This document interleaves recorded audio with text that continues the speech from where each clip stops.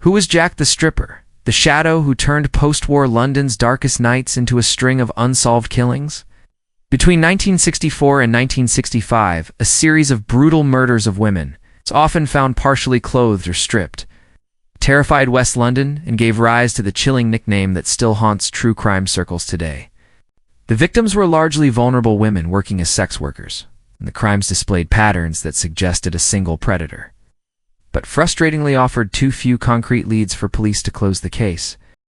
Detectives mounted one of the largest manhunts of its day, following dozens of tips, examining suspects, and staging raids. Yet the investigation was hampered by limited forensic tools and inconsistent witness testimony. Over the years, suspects came and went, from local drifters to men linked loosely by proximity or behavior, but none carried the evidence needed for a convincing conviction. And some leads were later criticized as mishandled. The case was made murkier by sensational press coverage that both fueled public fear and muddied police work. While social stigma around the victims' lives meant important witnesses were often reluctant to come forward.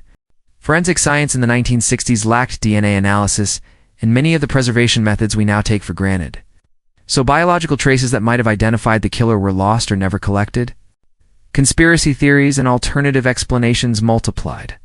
The work of a lone serial killer, a ring of criminals, or even institutional cover-ups. Each idea reflecting as much about society's anxieties as about the sparse evidence itself. The murders left an indelible mark on Londoners, prompting local communities to demand better policing and shining a harsh light on the vulnerability of women at the margins of society. Decades later, the mystery persists because cold cases are notoriously difficult to reopen successfully without new evidence.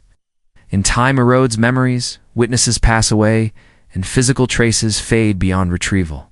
Occasional reviews, books, and documentaries have revisited the files, generating renewed interest and fresh theories. Yet every new angle seems to underscore the same bitter truth. The killer may have walked free and remains unidentified. What makes this unsolved case so unsettling is not only the violence itself, but the gaps in the record, missing paperwork, unexplored leads, and the possibility that answers lie in places no investigator thought to look.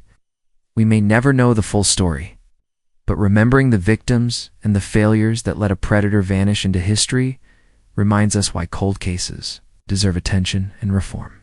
If this intrigued you, subscribe to the channel and leave a comment below with which theory you think is most likely, so we can continue the conversation.